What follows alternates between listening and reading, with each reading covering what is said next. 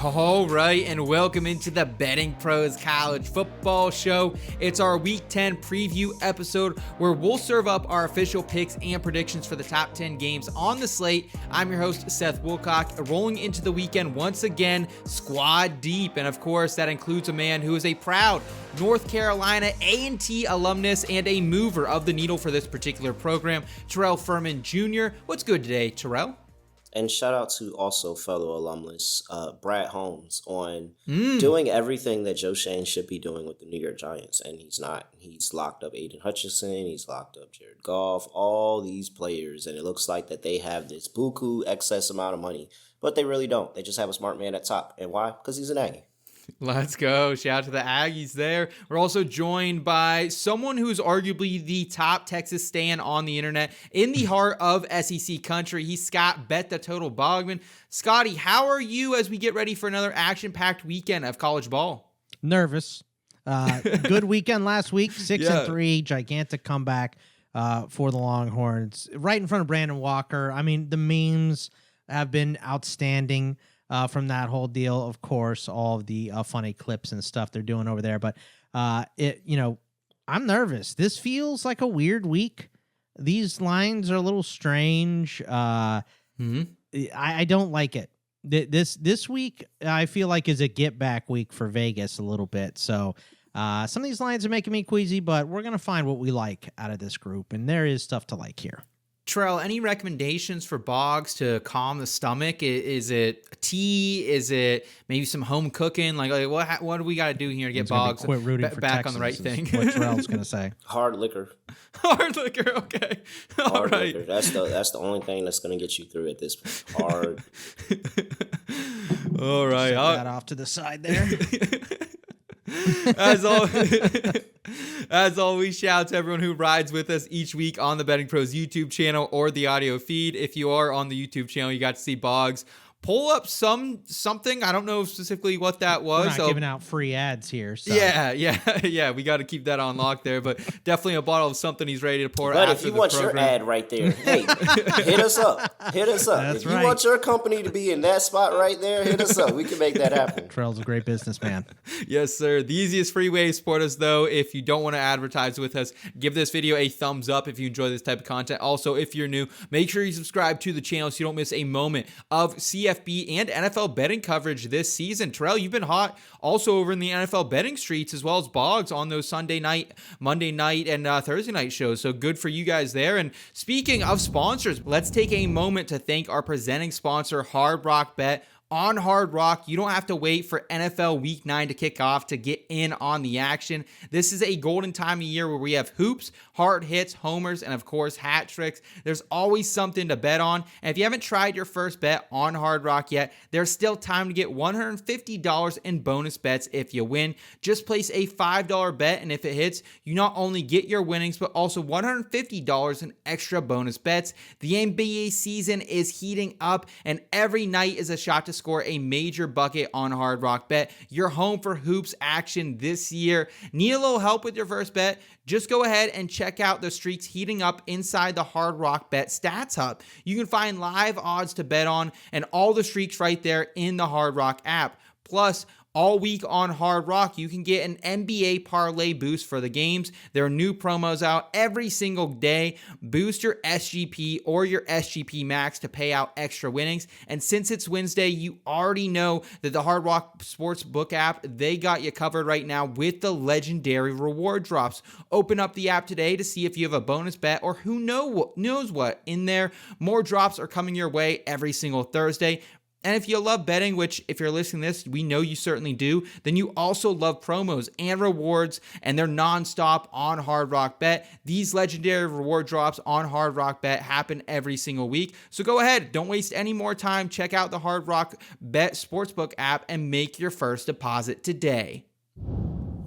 The spread has been bought up to 2.5 to 3.5 points in Austin, where the 20th ranked Texas Longhorns remain favored over the 9th ranked Vanderbilt Commodores.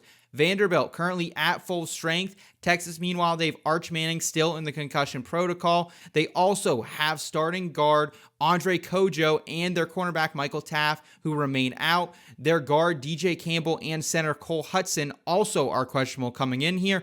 BP projections right now have Vandy by over 6.5 points. So Terrell, that's be music to your ears right here. Seth, I've thrown in my notes for this game into our private chat here. Would you care to read that for the people of my full allotment of notes for this game? Yes, it says Vandy versus Texas. Just don't kick it to Ryan Niblett. That's it. That's it. That's the only thing you have to do in this game. That's it. Don't gotta do anything else. Just don't kick it to the guy on punt return kicks. Do not kick it to him. Because he's gonna set them up either with the touchdown or like 20 yards from the goal line. Mm-hmm. There's no in between with him. He's electric. He might be arguably one of the best players on this team.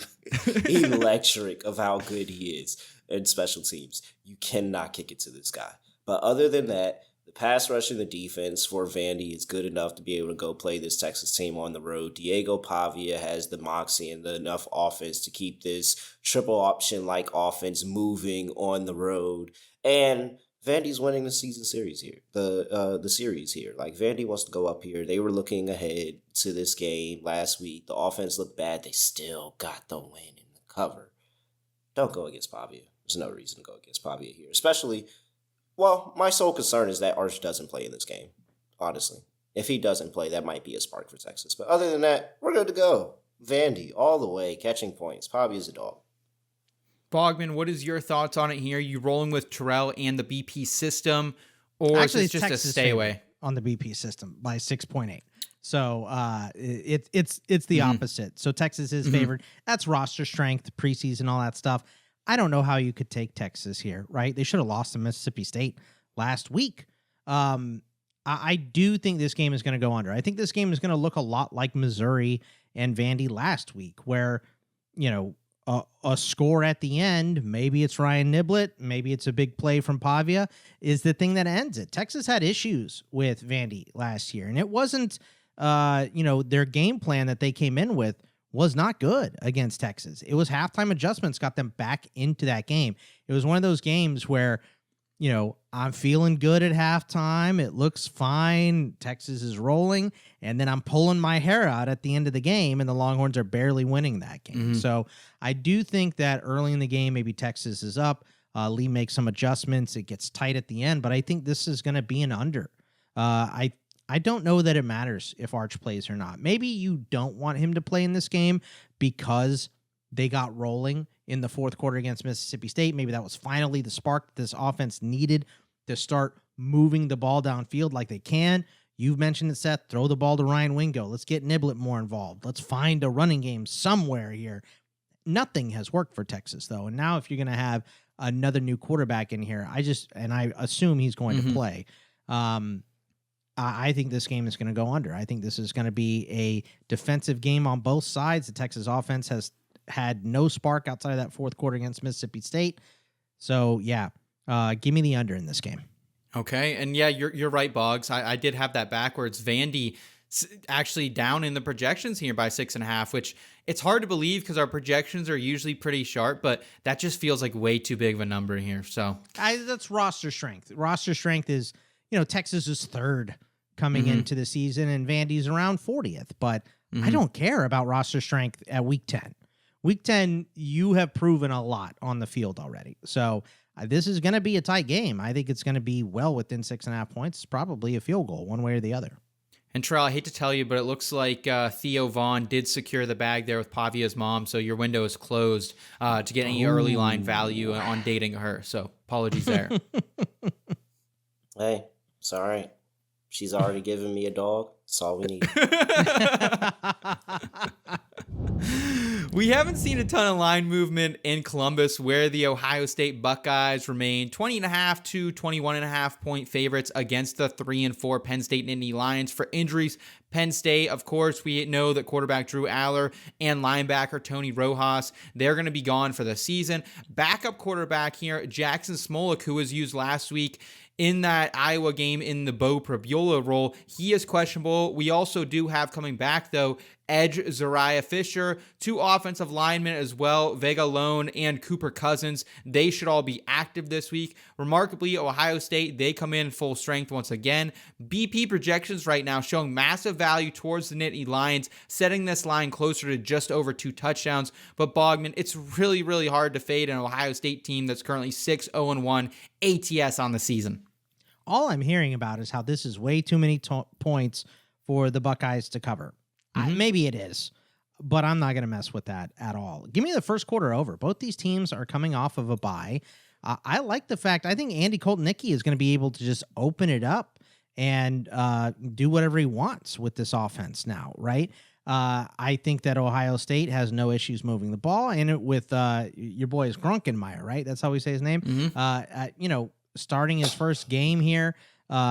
Man, I just think that, or second game, whatever it is, I just think that you're probably going to have an early turnover in this game against Ohio State's really rough defense. So whether it's Ohio State scoring all of these points, maybe Penn State adds a field goal in, it's 9.5 is all we have to cover for the first quarter. I think maybe the Buckeyes do it themselves. So I'm going to go with the first quarter over. Maybe this is too many points. The defense for Penn State is great. Obviously, it's really good for Ohio State as well, but you've had 2 weeks to practice these scripted drives for both teams coming off a bye. I think we got some scoring in the first quarter here. What about you, Furman? Yeah, I don't even know how this made our card, honestly. I got to our chat it's too Penn late. State, Ohio State. What are you talking about? I didn't get to be able to be the one to say, let's been just UVA not Cal. talk about You're this right. one. Yeah, like I would have definitely, by the way, take Cal. I would have definitely learned wanting to play that game and talk about that game rather than this. But hey, I mean, it is what it is. Grunkenmeyer's got a tough thing because he had to go on the road his first start at Iowa. Played them to a 1-point game, but like that's different when you go playing an offense like Ohio State on the road, and now you got to go to the shoe. So I think it's going to be hard there. A little bit too much to ask offensively for this Penn State team, and I just don't think they're in it. I think Ohio State's going to. It's not going to be the cleanest. It's probably not going to be the prettiest, and it's probably not going to be the most points. It could be something like some 31-10, but it would still be a cover and a win for Ohio State. And I think it could be something like that because I just don't think the Penn State defense is going to be able to hold them for the entire game. And I don't think that Penn State's offense is going to be able to move football. So I will take Ohio State. Wow. I just never thought we'd get to a point where, one, Terrell would be willing to lay this big of a number with Ohio State, and also, two, that there's this big of a number in general out there, right? I mean, my goodness. Your head coach gets fired and you're... I mean, who thought you were going to be undefeated by this point in the season? I did. I thought there was a real shot. So if you were listing top games before the season started, this would have been in the top 5. For sure. But not in week 10. Nope, not in this reality. We have gone down a different timeline. Worst timeline. That's for sure.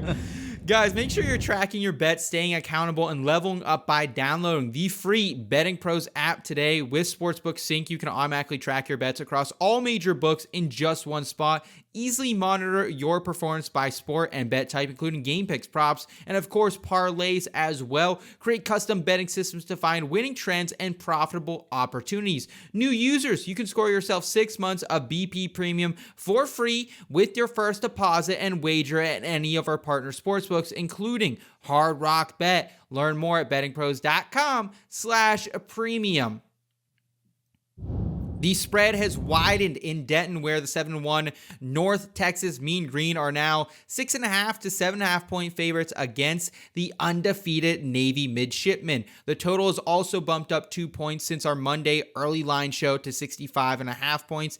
Navy, their starting safety is questionable, but otherwise they're appearing healthy. North Texas, meanwhile, they have their starting left guard, Gabe Blair, their slot wide receiver, Miles Coleman, their RB2, Mackenzie McGill II, and multiple members of their secondary 2-deep as questionable coming in.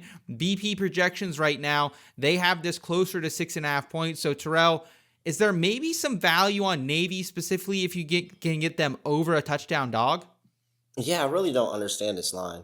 I really don't. And there's multiple times that I would have looked at a line like this, like, oh, are they trying to tell us something? Are they trying to push us to the North Texas side or anything like that? But I honestly, truly don't get it. I think Navy has actually the better defense a little bit.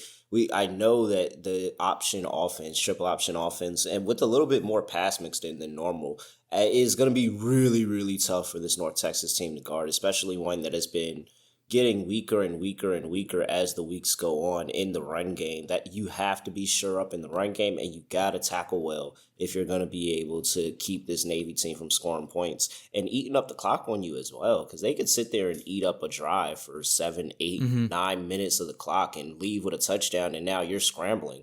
And can North Texas score quickly? Yeah, they can, but I don't think this is going to be a game where they're going to just run the score up on this Navy team. This Navy team is one of the better group of fives out there, and I think this is a close game. The line is confusing. It really is, but it seems like a no-brainer to me. Take Navy in the points.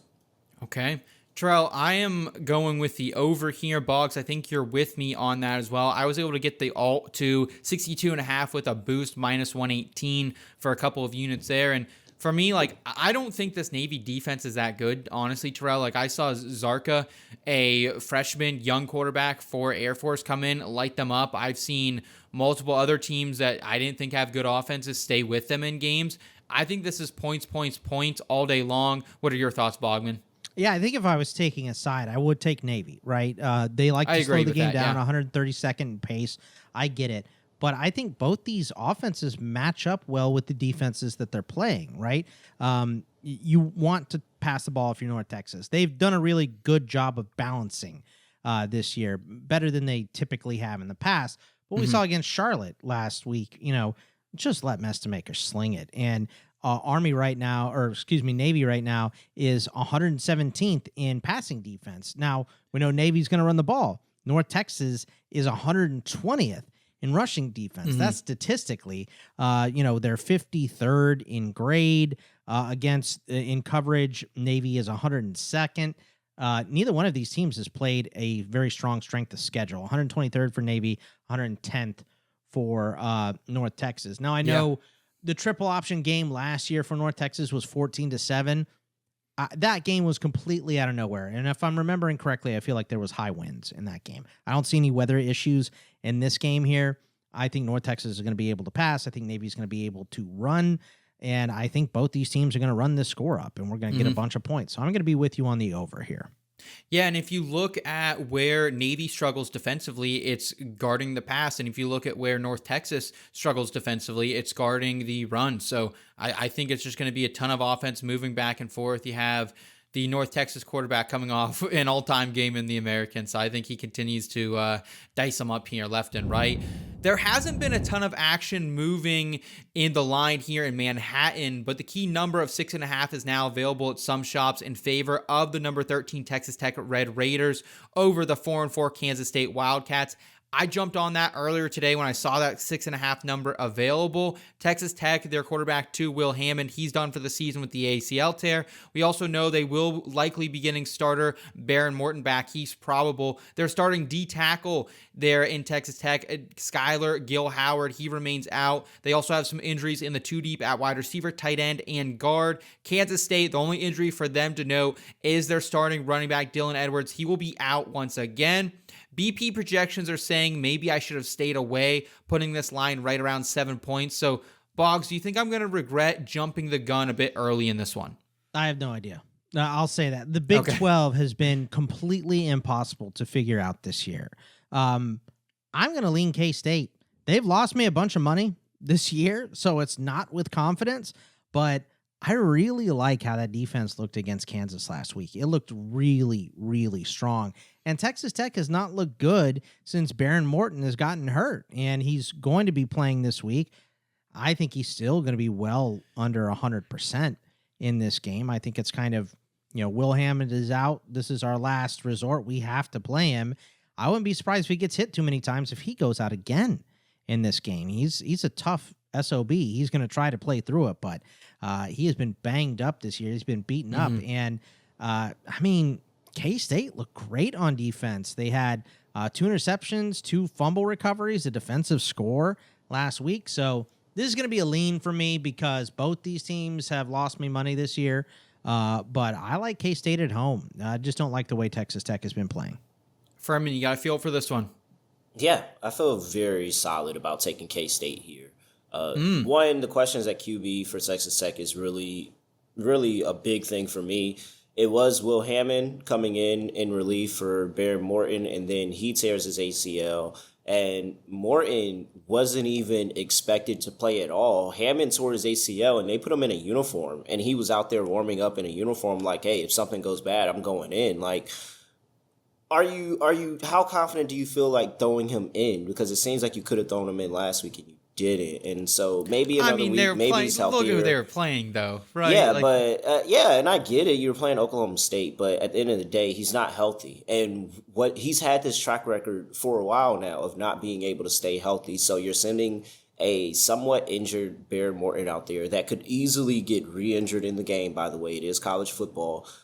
You have Chris Klieman, who is 5-5 straight up, 7-3 ATS as a home dog at Kansas State. So somebody who's going out there, he's going to get his team to compete every single time as a home dog. The games go over to 7-3. That's what I like to see here, because I do think that they're going to need to get the offense going to really be able to get an outright win and cover this line here. The O-line also has been playing really, really solid in pass protection, except for 3 games this season.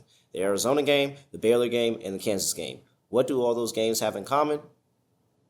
They were all on the road. This offensive line has played great at Kansas State. I think they're going to play well here and be able to give that defensive line of Texas Tech fits. And if the Texas Tech team can't get that pass rush there, they're not as good as everybody thinks they are. So I like Kansas State. I think that they're going to be able to keep this game close. They might be able to win outright. I like Kansas State plus 7.5.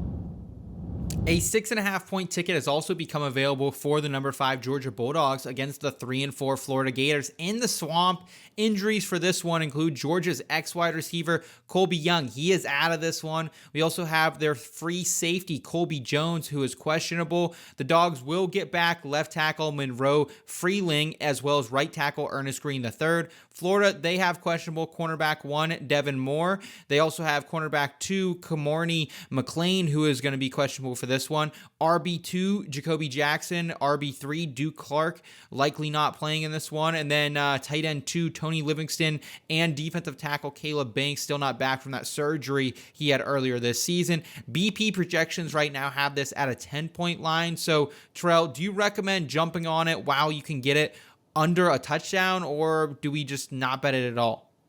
No, I like Florida here. Give me Florida plus the points. I think it's a little quick to say that Florida's out of this game. They got a lot of things going for them. One, they fired their coach after a win. You got to respect teams that will fire their coach after a win, because all right, we won this game, but this is ugly and this ship is no longer sailing and we're not going into a bye week with you. And so now it's a different energy in the building. They're going to come out there. They're going to come out there at home, firing, ready to go. Georgia's coming to town. They're going to play this the neutral site, Jacksonville here. Mm-hmm.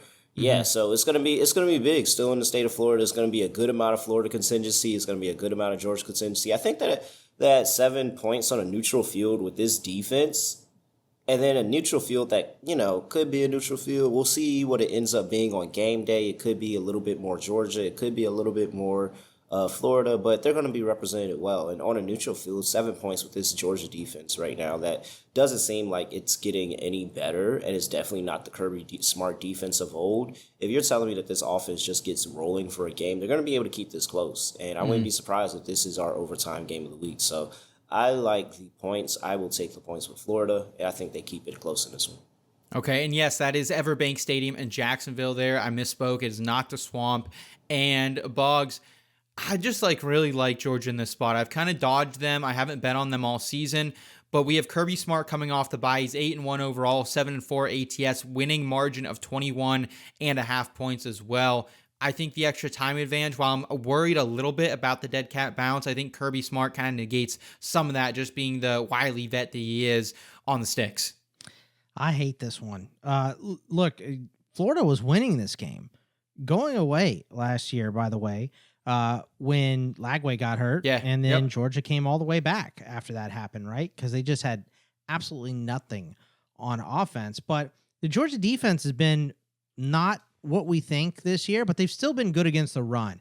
And Florida has played well in games where they get Jaden Ball rolling. I just don't know if that's going to happen in this game. So I think I'm going to be the idiot that ignores the dead cat bounce here again. The Dogs defense, I think, is going to be okay. The Gators defense has, they've only given up over 30 to Texas A&M. Even Miami only had 26 points against them. That's their second lowest total of the season outside that loss that they had to Louisville. This game is usually weird. Both these teams are negative in the turnover margin as well, so I think we might see some weird bounces one way or the other in this game. I'll take Georgia because Kirby Smart has won this game by 2 or more touchdowns 4 straight years. So I'm going to stick with Georgia, but I really don't like this one. It's just going to be a lean for me. I won't have money on it. Okay, the world's largest outdoor cocktail party. We are a split and divided household on it. Let's move forward here. The spread is starting to shrink in Oxford with the number 7 Ole Miss Rebels. They're now laying between 12.5 and 13 points against the 3 and 4 South Carolina Gamecocks. South Carolina's right tackle, Kason Henry, he remains on the shelf. Ole Miss comes in at full strength. BP projections right now, they have this line at 14 points. So is this maybe another stay away spot for you, Bogman? No, I like Ole Miss here. We got what we wanted. We talked about this game on Monday, Seth, and I said 14.5 is probably too many points. But if I could get it under 2 touchdowns, I'll probably take Ole Miss. I think this is a perfect laydown spot for South Carolina. They almost beat Bama. What a disappointment. They were ready to rush the field. And then the Alabama fans there got to troll all the people that were standing right up next to the rails because they didn't end up winning that game. I think that is you got South Carolina's best swing against Bama. That was a big upset game. I think they're going to be deflated going on the road to Ole Miss here. I think Ole Miss is going to whoop them. I don't think this is going to be a close game. I think this is going to be Ole Miss going away. So give me the Rebs. I just think we're going to see South Carolina revert back to that, pretty decent on defense, but real bad on offensive structure that we've seen most of the year. Terrell, is there any hope that Beamer Ball has one last run in him? Probably not. He's probably out the door. And not out the door as in fire, but probably going to take another job, maybe the Virginia Tech job. But the good thing here for him is that Lane Kiffin is probably out the door too. And he's probably going to be the one that they poach over and takes the LSU job. He's not locked into this game. He's not all the way locked into this game. He's looking for other jobs, other opportunities where he can cement himself in the college football playoff, maybe with a championship. He's not going to get that done at Ole Miss. And they just had the game of their life last week against Oklahoma and that defense, and they got it done. They're 100% going to fall off this week. This is a letdown week. This is a scheduled tough game here. South Carolina, yeah, they did play that Alabama game really tough. They played better on the road here this season as well. They played LSU to a 10-point game. They played Mizzou to a 9-point game. They're right here around this line, and it's towards the South Carolina side. So I think South Carolina is going to have another good spot here and being able to go and play this Ole Miss team a little bit closer than people expect. I think it's a 10-point game regardless. So give me the South Carolina Gamecocks plus points. Okay, Terrell getting ballsy once again. Love it. And is it ballsy? I don't know. Y'all are way higher on Ole Miss than me. I don't think Ole Miss's defense is that good. So I think anybody can mess around and have a good day against Ole Miss. I just think that offense is so bad for South Carolina, and I think the win comes out of the sails after that rough last second loss to Bama. That's a tough loss, and they're on the road. So we'll see. Ole Miss played LSU, who sucks, to a 5-point game, and Arkansas, who also sucks. Yeah. Shout out to the Arkansas Razorbacks, though, to a 6-point game. It's going to be an interesting one. I think we're going to go back to seeing... And Kentucky to a 7-point game. I think I just don't care. I think we're going to see South Carolina play real bad on offense like they have, and I think Ole Miss is going to get him at the. I think the pass rush is going to be. Trinidad's been nice, man. Trinidad has been really nice for a guy who wasn't projected to start the season. South Carolina's defense looked good against Bama last week. So, but only two teams. I'm not buying it. The only two teams Ole Miss has covered this number against this season: Georgia State, Tulane. Everybody else has covered this. They have not beaten anybody else by double digits, except Oklahoma last week. I think they're going to score 35, and I don't think we can get much more than 21 out of South Carolina. I don't think they get 25. I don't think they get 35. Maybe not. I mean, this is, I'm telling you, I feel like this is going to be a very weird week. A couple bounces in that game could go one way or the other. But I do not like South Carolina this year, and I've won a lot of money betting against them. Yeah. Guys, if you want a chance to score this signed Nick Chubb Cleveland Browns helmet for free, courtesy of our friends over at pristineauction.com, all you need to do is head to bettingpros.com/contest, complete the form, and either A, go ahead and download the free Betting Pros app, B, leave a review for the Betting Pros podcast, or C, subscribe to our social media channels. We're at Betting Pros on X and TikTok, and at Betting Pros NFL on the Instagram. The more actions you complete, the more entries you're going to receive, and we will announce a winner right here on the channel. So make sure you ring the bell so you could be alerted when new episodes are up and to claim your prize if you are that one lucky winner. There's still a ton of variance in Knoxville between books, where you can get the 14th ranked Tennessee Volunteers anywhere between a 2.5 to a 4.5 point favorite against the 18th ranked Oklahoma Sooners.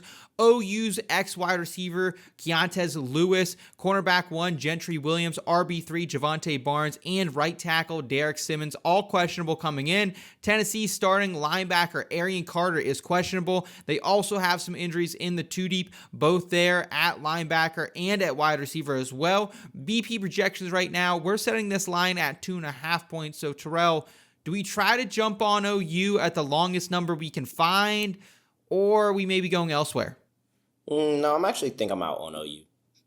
And I'm not feeling the love for them anymore. I think the injury to Mateer really derailed the season. They haven't been able to get back on track, and he hasn't looked the same since. And so I think that was a big part of, hey, all right, OU's got the defense. Now they finally got the offense to combat the defense and be able to really pick things up. But they just have not looked in sync on offense since before the Texas game. Like, it's just been really, really ugly for them. And I just don't want to back that. I don't know how many points I can get on that side of the ball from this Oklahoma squad, whereas we go and you look at Tennessee can still field a good defense every here or there. We know the offense is going to be crazy. So, and we just saw Josh Heupel be able to see what happened to this Oklahoma defense last week against Ole Miss. You don't think he's about to dial up some of that as well and be able to put some points up on this team? Tennessee has been amazing at home, averaging like 1,050,000 points at home. It's just the fact that they haven't been able to get any stops. But I don't trust the OU offense to be able to put up points here on the road. So I'm with Tennessee. I don't think I bet Tennessee too much this season, but I like Tennessee here laying points. Scott, we have just a ton of implications here, both on the SEC championship race and the college football playoff as well. Someone's hopes definitely going to be dashed this weekend. Who do you think it is? This is a playoff elimination game, and I think you're going to be able to say goodbye to the Sooners. I also hope you're going to be able to say goodbye to the Sooners, but I like the over in this game. Tennessee has not been playing good defense anywhere. We saw Kentucky put up some big plays against them, right? But not that it mattered. I mean, I think it was 38 points before halftime for Tennessee here. I had one of my bets last week was Tennessee team total over 31.5. I had it by halftime. Kentucky just held a bad Texas offense down. That's what it was. And look, we're also correct on the over in the Oklahoma game against Ole Miss last week, because we said Oklahoma's defense has played great, but they haven't played any good offenses. They had played Michigan. They had played Texas. The schedule leading into that game was not against good offenses. This is a great offense at home for Tennessee. I think they're going to put up points. I think they allow points too. Look, I think Mateer maybe gives some points to Tennessee by throwing some picks. He's made some big mistakes, but they put up 26 points the last 2 weeks in a row. I think they're going to be able to move the ball a little bit as well. So the over is my bet here. So love the over in this game. I think obviously Tennessee does the heavy lifting, but their defense also has been giving up some late. So I think Oklahoma can score a little bit as well. We've seen the line shrink between the number 23 USC Trojans and the 6-2 Nebraska Cornhuskers. Lincoln Riley's team, they're coming in to Lincoln as 5.5 to 6.5 point road favorites. USC's running backs Wayman Jordan and Eli Sanders, they remain out. Plus their center, Killian O'Connor, is questionable, along with some members on the defensive two deep. Nebraska starting right tackle Gunnar Gufala, as well as their nickel cornerback Malcolm Hartzog Jr. They're both questionable. BP projections have this line right at a field goal. So actually showing some value on the Huskers. But Terrell, do you dare back Matt Rule? He's coming in here 223 all time straight up against ranked opponents. Yeah, no, I'm not interested in Matt Rule. I'm really not interested in this Nebraska team. I don't think they're that good. I think they kind of get bailed out in a number of spots, and they're very grateful to be where they're at right now. But bowl eligible, yeah. Yeah, this USC team, if you can't get pressure on them, the offense is going to look good. The offense is going to move the football, and the offense is going to score points. And that has been the issue for Nebraska all year, is that they have been very, very inconsistent at generating pressure on the quarterback. Their pass rush grades have been abysmal week after week, and just different moments that they just have not been consistent on defense of getting to the quarterback, giving quarterbacks too much time. And if you do that with this Lincoln Riley offense, I mean, even if the run game isn't there, they're going to pick you apart through the pass. And so I think that's what's going to happen here. I think that USC is going to be able to cover this line. Weird road favorite that I like here, but I like USC to be able to go in Nebraska and get it done. I'm not in on this Nebraska team right now. What about you, Bogman? Terrell's in my notes. I think the numbers scream to take Nebraska. They're at home, number 2 in passing defense, number 12 in total defense, but they don't put any pressure on opposing quarterbacks. And that will be the difference in this game, in my opinion, and obviously Terrell's opinion. Nebraska's 111th in sacks per game, 116th in pass rush grade. Wow, really? And Maeva, top 10 in completion percentage, yards per attempt, pass grade, and big time throw percentage when kept in a clean pocket. All of these numbers tank for Maeva when he is under pressure. Not going to be under pressure in this game. I just don't think they're going to do that. They had Nebraska, no sacks against Northwestern on 29 pass attempts, 1 against Minnesota, and they got smoked there, 1 against Michigan, none against Cincinnati, and they didn't beat the spread in that game. They almost lost that game. That was a neutral site. That is the difference in this game. Terrell mentioned it. I mentioned it. That will be what it is. If Nebraska can get to Maeva, they'll win this game. I don't think they're going to. They haven't been getting to quarterbacks all year long, so I don't really care how good the coverage is when you have those great skill position players, the wide receivers like Lemon for USC, but they're going to get open. So I think USC wins this one going away, and this is another frustrating Matt Rule loss against a top 25 team.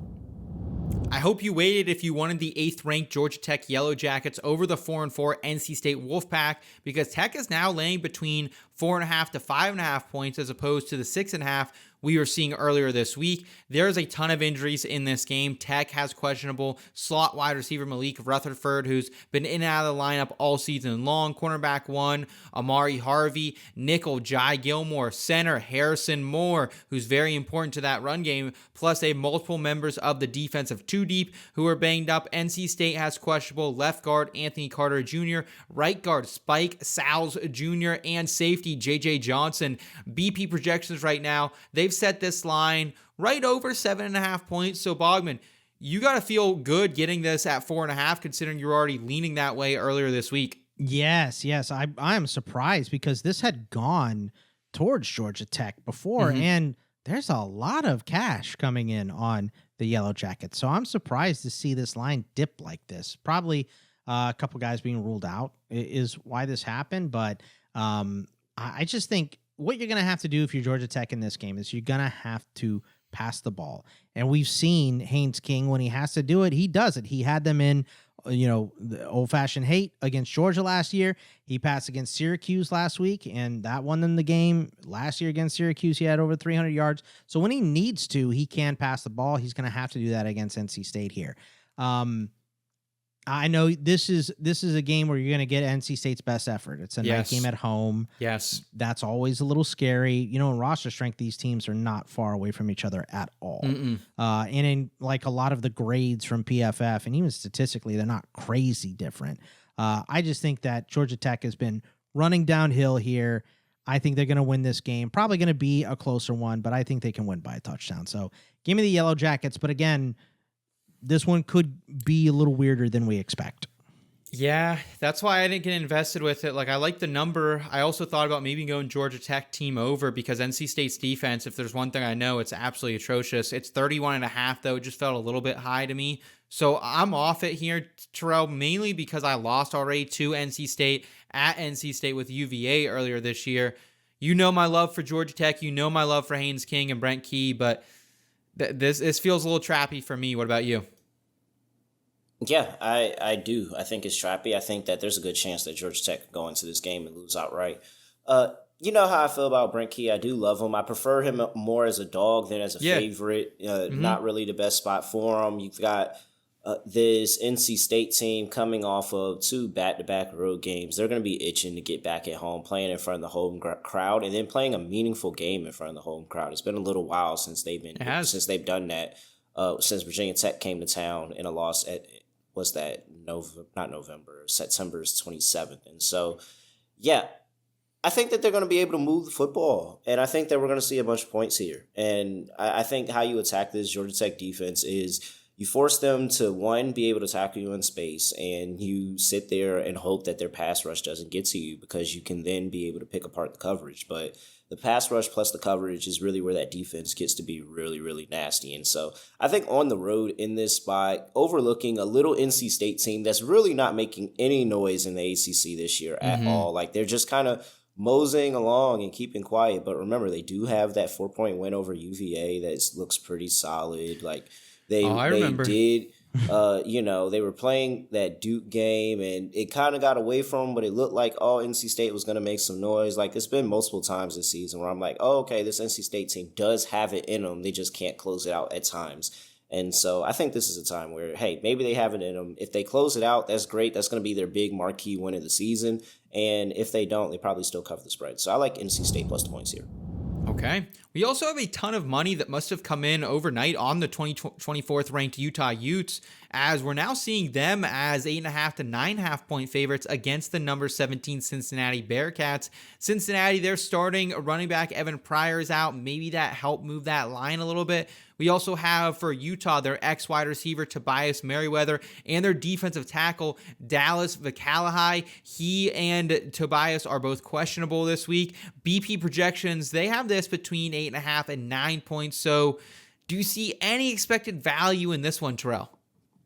Yeah, I think it's still on the Utes here. Big I number. I understand it's a big number, and I get that, but they also do have an unreal home advantage that I think is really going to come into play here with the elevation, bringing Cincinnati in. They got to kind of figure this out. Yeah, college game day, all of that. Like, I think all that plays into a piece of this being a big game. They understand that their back is completely all the way against the wall now at this point. And you've got to go out there and you got to have a game. And I think it's going to lean on that defense. And the defense is really going to wake up. They're going to push this Cincinnati offense, make it really tough on them and Sorsby, and putting them in elevation, putting them behind the sticks, forcing them to convert long third downs, and just letting that crowd get behind them and let that noise be everything behind them for that Utah team. So I'm still with my Utes. I know it's been up and down. It's been questionable. I'm not going to make them the best bet pick this week because they let me down a little bit at times as the best bet pick. But I still do feel really confident in the Utes able to cover what is a large line. But I think it's telling you, like, they're going to go away with this. They're going to be able to score on this Cincinnati defense. And then Cincinnati's not going to be able to move the football, especially on the road here. Scott, what's your opinion on this one? You seemed a little wishy-washy earlier in the week when we talked about it. Yeah, I'm with Terrell. I just think that the home field advantage here, and really the time of possession as well. I don't know what's going on with Cincinnati, why they're second to last in time of possession. They have had quick scores, I know, in some games, but I really don't like that going into a game against Utah. Losing Evan Pryor, too, is a massive loss in this game. I don't know how much you've watched of this guy, but he is an absolute battering ram for this offense. He is running dudes down. He looks like Scatabo out there. So I really I like Utah in this game. I think Terrell mentioned it. It's the crazy crowd. It's at elevation. It's game day is going to be there. It's going to be loud. It's going to be obnoxious. They get Dampier back. I think give me the Utes. It's just a lean because this number's too big. I want it to come down to under a touchdown. So if I'm going to take this, I'm going to alt it to 6.5 and maybe add it with something else.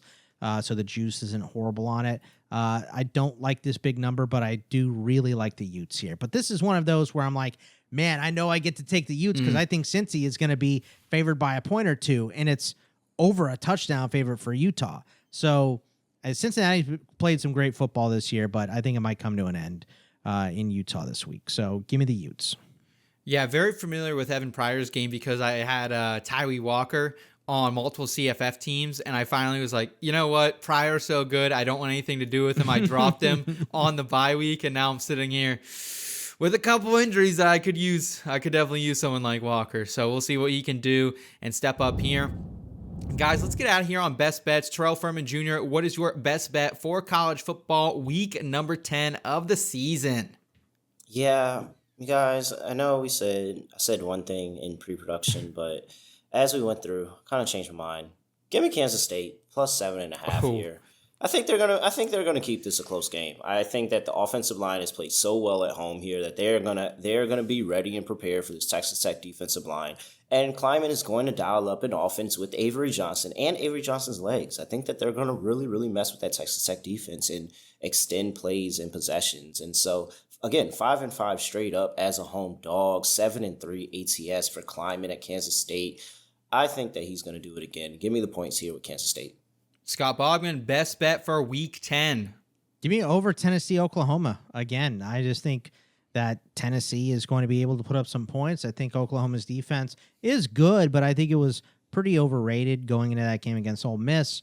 And I think Tennessee scores on anybody, and they let anybody score. So I like the over in that game.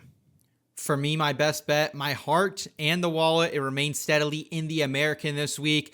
This has quickly become the top G5 conference in the nation, guys. And I'm backing the team that I had on the top of my G5 media poll rankings this week. That's right. I'm going with the Tulane Green Wave alt minus 2.5. I got that minus 112 boosted against UTSA. This game is going down on Thursday night, 7:30 p.m. Eastern time. So early lock if you want to get invested. Tulane's only loss this season has come to the Ole Miss Rebels. They are 3-0 in conference play, and they also beat two P4 teams as well, Duke and Northwestern in the non-con. UTSA, meanwhile, they're 3-4 overall, and they sit towards the bottom of the conference at 1-2, losing to Temple by 6, North Texas by 38. Tulane, meanwhile, right now, if you look at their total defense, 87th, UTSA 96th, 56 in total offense, UTSA 70th. So not a huge gap, but a big enough gap. And they're also really effective on the ground is Tulane, 44th in rushing. They're led by our former favorite BYU quarterback, Jake Retzloff, who he's been really good on the ground, combined for 14 touchdowns this year, 1 interception, already ran for over 450 rushing yards, and that's in college football where, again, your sacks minus some of those rushing yards, so it could be even more. Ultimately, I think the veteran quarterback is going to be a little too much here, and I think that we're going to get a Tulane team that just saw what JMU did on Tuesday night, where they have to put their pedal down on the gas. They got to get those style points if they want to get in the college football playoff. So, guys, G5 game of the week, Tulane, alt minus 2.5 versus UTSA. Terrell, you're going with, once again, looks like Kansas State, and then Boggs, you're on that over in the Tennessee-Oklahoma game. Boggs, altogether, what's that give us on a parlay? Can't get Tulane at 2.5 on Hard Rock, but if you get it at 3.5, it's plus 532. Okay. And I love that. Retzlaff is like your G6 Haynes King. You love that dude. He's a lot of fun to watch, man. Yeah, dude, he's perfect for the G5 too. Like, he was okay in the Big 12, had to run and kind of came back down. But yeah, him and Parker Navarro definitely up there for some of my favorite G5 quarterbacks for sure. Yeah. We'll see what happens this week if he stays up there. But guys, thank you so much for all the information today, all the great handicapping, all the fun and hijinks along the way. That is going to do it for us on this episode of the Betting Pros College Football Show. Still to come later this week and every week right here on the BP YouTube channel and the audio feed, Boggs best bets and player prop predictions. That comes out Friday for you. Let us know down in the comments below your favorite week 10 picks. And while you're here, make sure you smash that like button and subscribe to the channel if you're new. For Scott Bogman and Terrell Furman Jr., I'm Seth Woolcock. Take care, y'all.